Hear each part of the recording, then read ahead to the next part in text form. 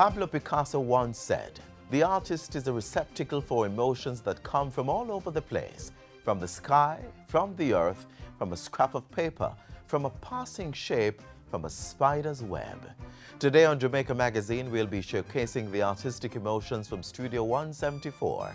Learn more about the art therapy program on the arts page. And for those of you who want to express yourselves using words and rhythms, stay tuned for Careers in Music Management. I'm Adrian Atkinson. We'll get to the arts page and music management feature in a few minutes. But first, the news of the day and snippets of presentations from a special press conference earlier today with the IMF's Managing Director, Christine Lagarde.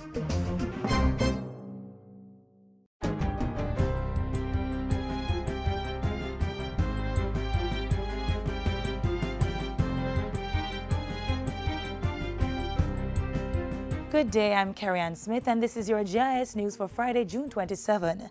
IMF Managing Director Christine Lagarde has praised Jamaica's execution of the agreement with the multilateral agency and said the fund remained committed to supporting government's economic reform program. All reviews, those 4 reviews, have been completed without any shortfall, without any failure, meeting all the criteria. This is an exceptionally strong record by IMF standards.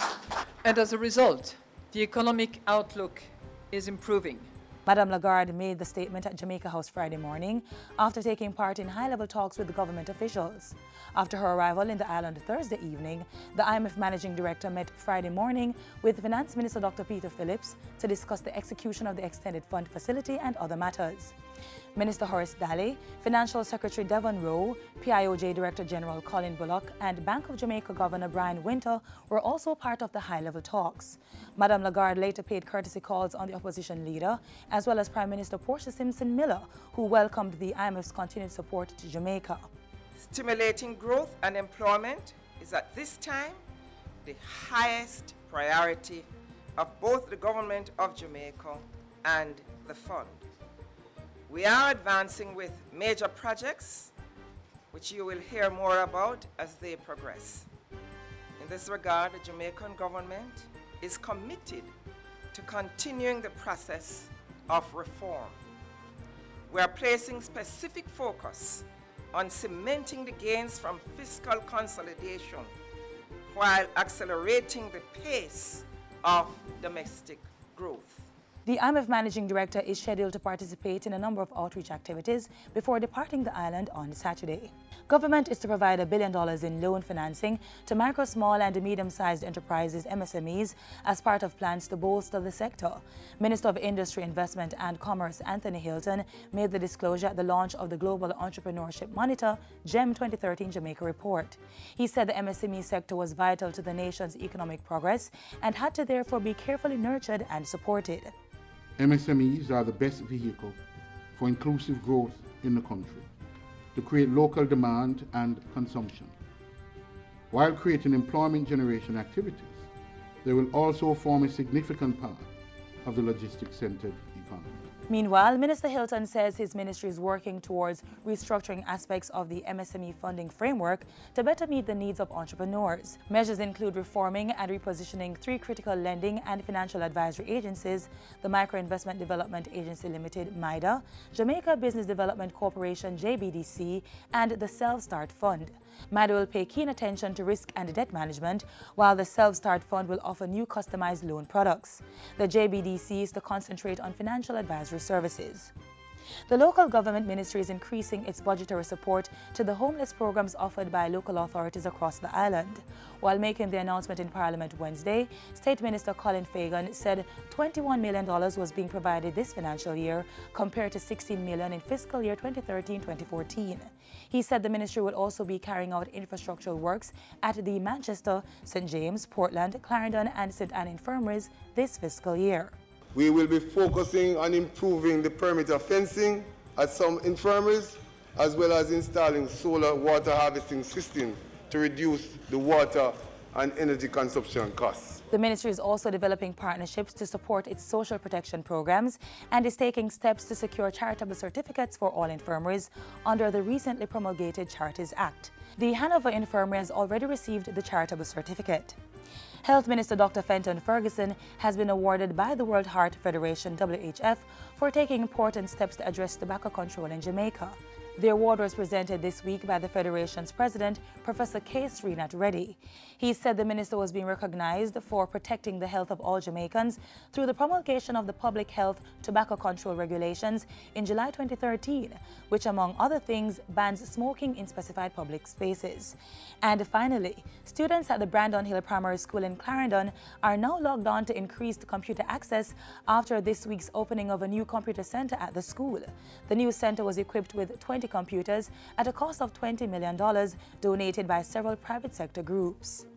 This gift by the Carimed and Kirk Foundations and the NCB Foundation means that the thought that so many have had that growing up in rural Jamaica, in deep country, is a disadvantage, is no longer going to be a disadvantage, because you have the same opportunity to connect with the best knowledge in the world as any other school in Jamaica. That's what this gift means to you. And that's it for GIS News today. I'm Carrie Ann Smith. Thanks for watching.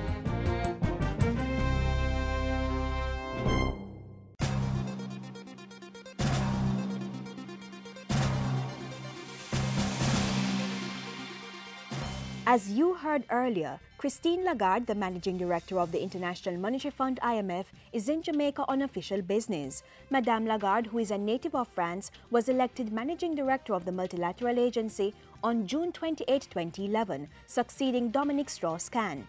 Her visit to Jamaica underscores the fund's support for Jamaica's economic reform program and signals her commitment to assisting the wider Caribbean. Just last week, the Executive Board of the IMF confirmed that Jamaica successfully passed all 4 tests under Year 1 of the extended fund facility. The country is set to receive another $70.9 million, bringing total disbursements to date to $414.4 million.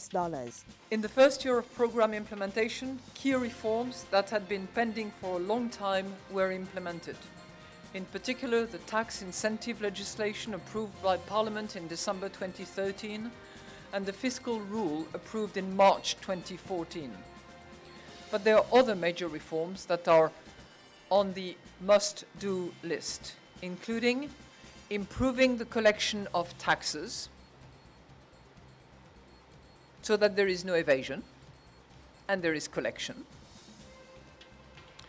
modernizing the public sector and improving the business climate in order to pursue the attractiveness of Jamaica, which has caused foreign direct investment to significantly improve and increase over the last 12 months. Consistent implementation of these reforms will boost investor confidence and growth.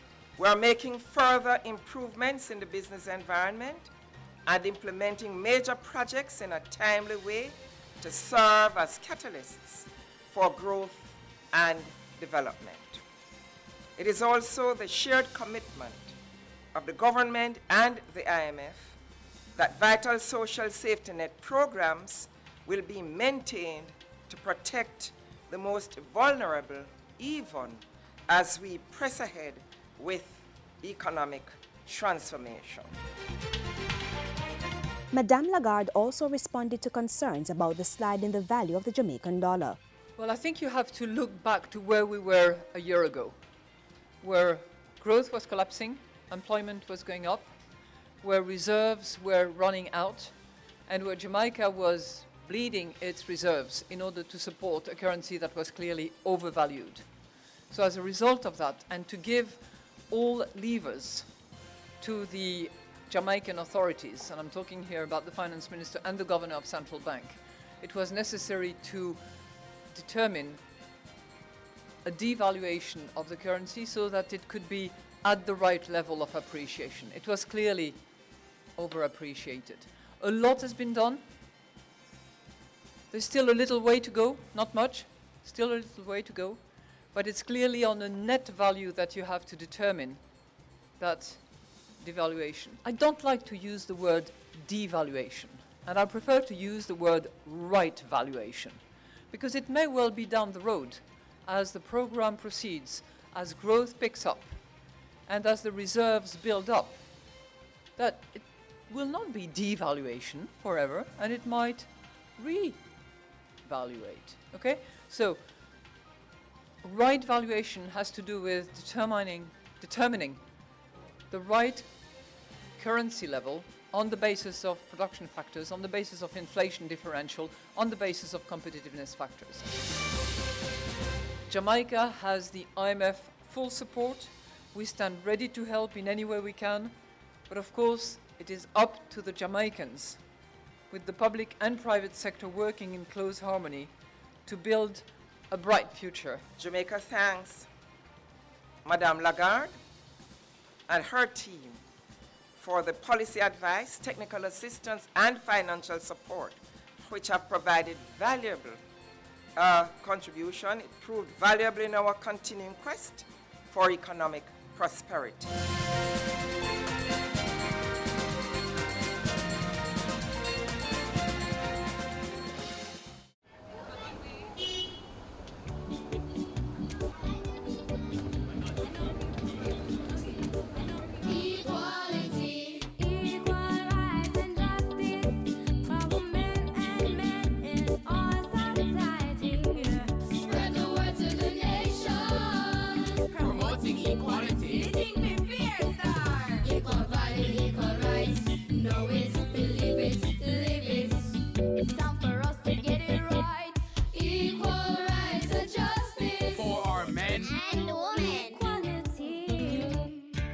A message from the Bureau of Gender Affairs and the Dispute Resolution Foundation, paid for by the UN Women Fund for Gender Equality. Expressions can come in all forms, through poetry, music, dance, and even paintings. But for those who have been going to Studio 174 at 174 Harbour Street in Kingston, they have taken a decision to art up downtown. It sounds a little weird, doesn't it? Get the explanation during the arts page.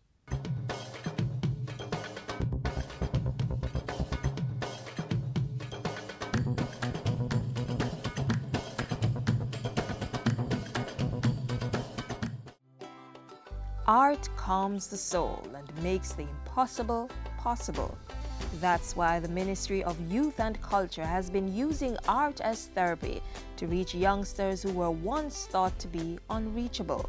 One of the ministry's art therapy partners, Studio 174, has since 2006 been a haven for young persons seeking an outlet for their artistic expression.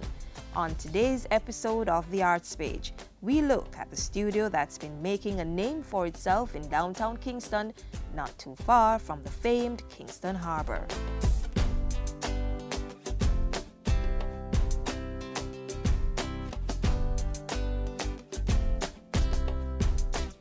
In May 2013, directors at the studio dared to dream big, and through funding sourced from international non-profit arts and cultural organization OpenVisor and collaboration with the Caribbean Institute of Media and Communication, CARIMAC, they conceptualized the Art Up Downtown project, which ran for 3 months in the pilot phase. The program really was about getting more Jamaicans to be able to tell their own stories. The students did workshops inside the studio, learning to work with equipment, having to do with audio production, video production, photography. And they also did a lot of work on the road. So I would say the workshops on the road were really what made this program very special, you know, because it was a real-life experience for the students. Following the workshops, participants were challenged to explore their immediate environment and find positive and interesting stories which could be represented through art. Those involved included 11 interns from CARIMAC and 8 of the studio's regular patrons. Everybody just come in and they work as a team. And it was great because they did interview, they did like photography. I helped these students by showing them around, telling them about market life, what market life was all about. We want them to see other people, see what we're doing. So that them can see that we're doing all of those things downtown here. And it tells you everything about the good parts of downtown. It was totally fantastic. They were nice, they were polite, they took everything time by time with me because, you know, the very first time you're going on video to help someone is like, okay, you're going to be shaking at first, but they talked to me, they helped me laugh, and I just enjoyed myself right through it, like normal.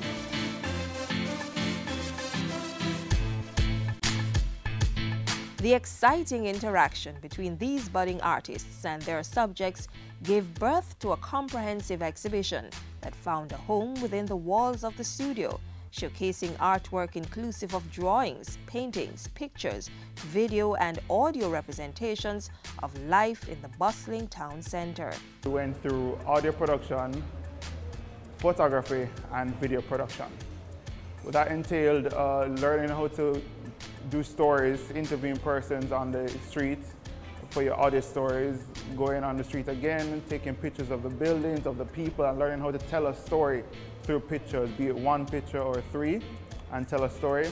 And then with video production, what we learned was to tell a story now with video, how to express emotion, how to express the ideas of people, vox pops. They were very excited about it because this is equipment that they've seen but never touched or operated. So they're really excited about it. They caught on quickly. My skills in videoing, editing has improved. I learned about audio. And what I really improved on was the going out there on the streets, interviewing people, interacting with people, because at Karamat we learned the foundation of audio. So basically when we came here, I learned how to actually carry it out.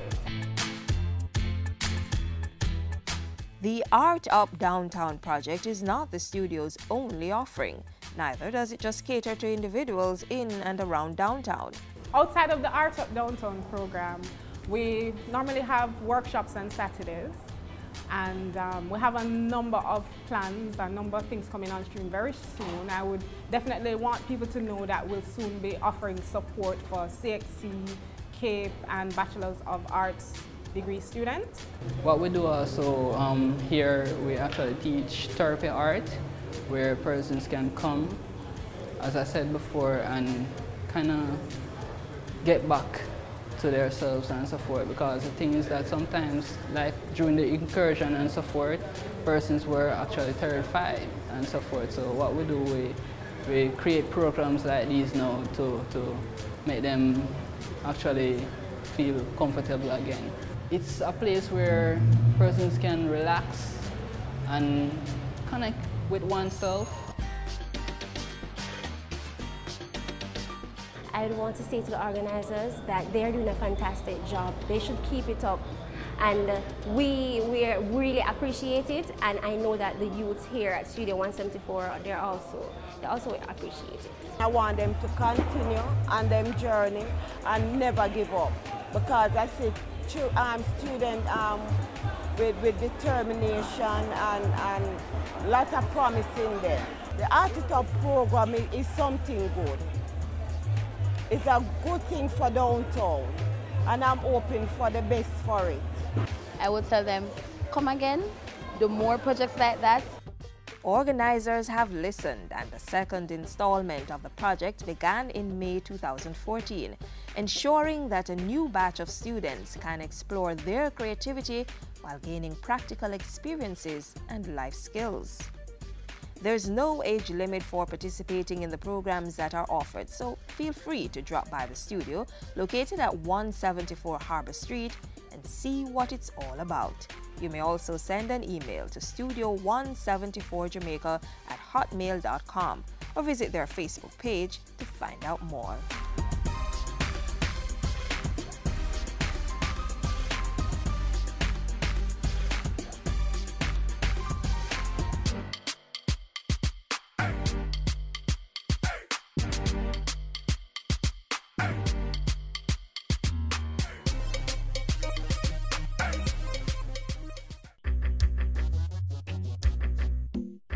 Nutritious food, succulent dishes, superior workmanship, and excellent service.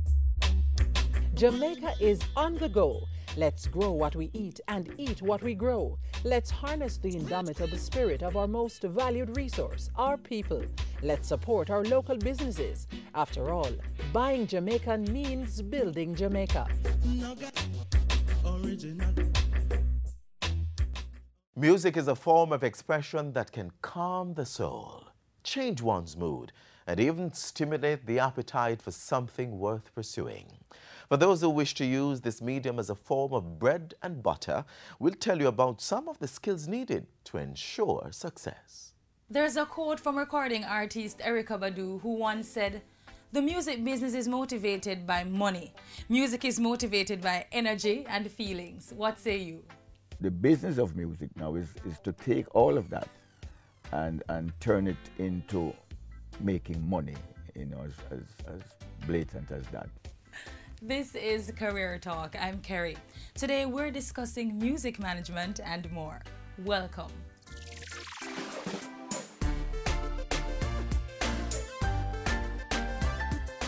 They get the fame, top the charts, collect the awards, are recorded in the annals of history for speaking to the multidimensional spectrum of human emotions and experiences through the power of music. But the difference between them and the far greater number of musical unknowns is very often in the management.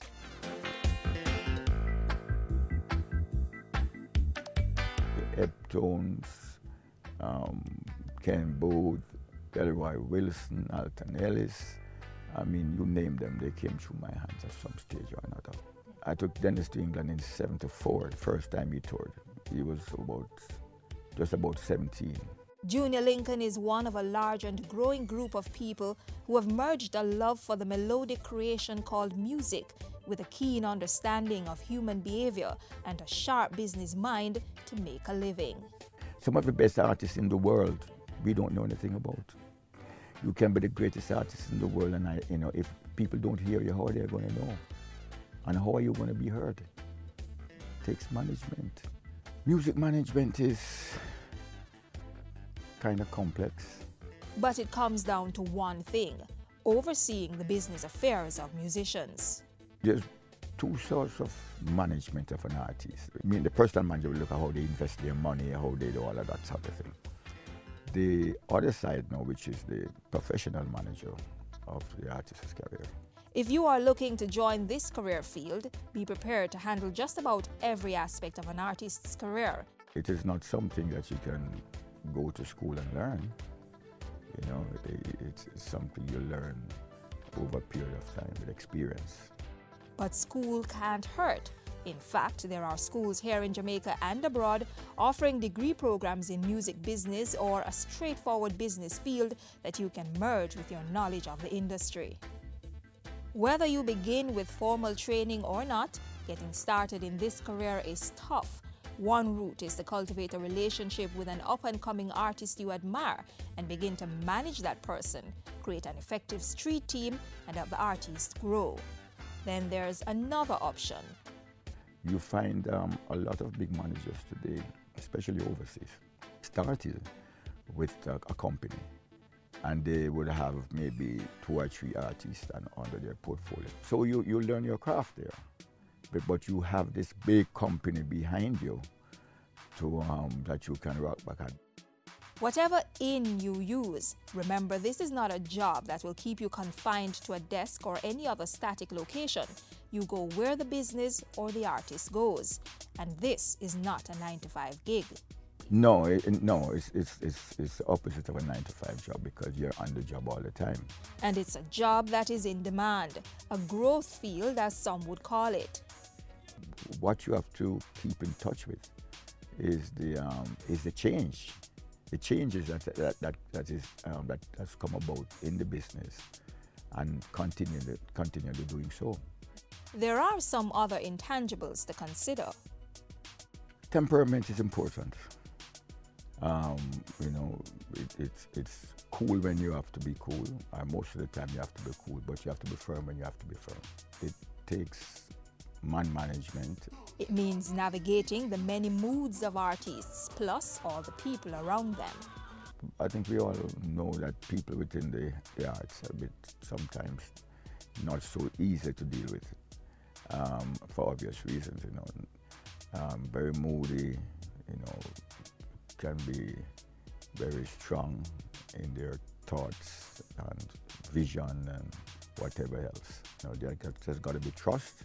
There's got to be confidence, a whole lot of confidence in the management opinion and direction of that artist. The music manager must also understand how to navigate the transition from an unknown artist to someone with a following and further a national or international career.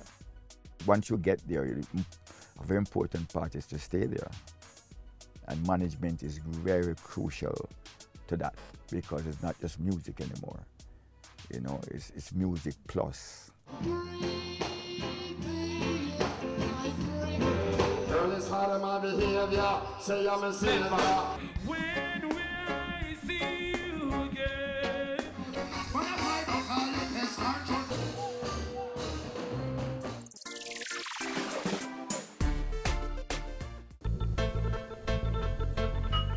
Before we wrap up this career talk, here are some job hunting tips, you know, just in case you're looking. You never know when an opportunity too good to pass up will come along. So even if you're not actively job hunting just now, always have an up-to-date resume ready to send. And once you start looking, they're gonna respond eventually. So make sure you have a voicemail system on your phone, one that won't make you cringe if an employer hears it. By that same token, go ahead and set up an email account with a professional-looking moniker. JaneCampbell@yahoo.com is probably a better choice than sexyjane@yahoo.com. Save that one for family and friends. Then there's the never-to-be-overlooked cover letter. Be professional, concise, creative, and make sure the letter is tailored to each company and job. Also, have references ready. Compile a list with the relevant details, but make sure you know what your references will honestly say about you. Don't assume that a seemingly good relationship means this person thinks you're an A1 worker. And to find use for those references, use job search engines. In addition to traditional spreads, most newspapers have online classifieds. The Ministry of Labor and Social Security has the Labor Market Information System, and there are lots more in cyberspace. Use them. Also, in an increasingly technological world, social networking can be a powerful tool in the job hunt. People are often sending out hints about potential employment opportunities. Take note. If they don't, ask. And finally, stay upbeat. Job hunting can be tiresome, but it's important to stay positive. Hang around people that motivate you and won't bombard you with negativity about how impossible it is to find work.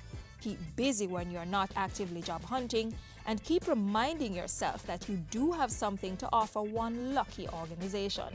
And before you know it, opportunity will come a-knocking.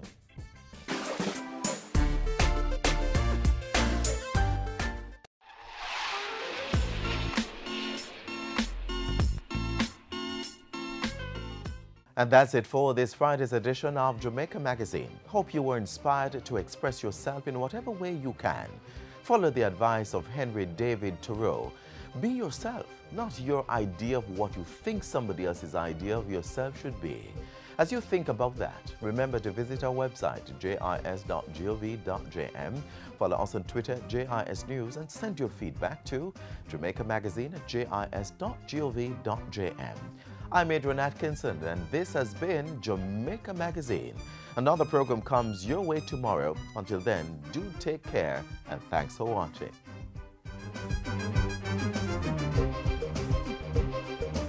This has been a production of the Jamaica Information Service, the voice of Jamaica.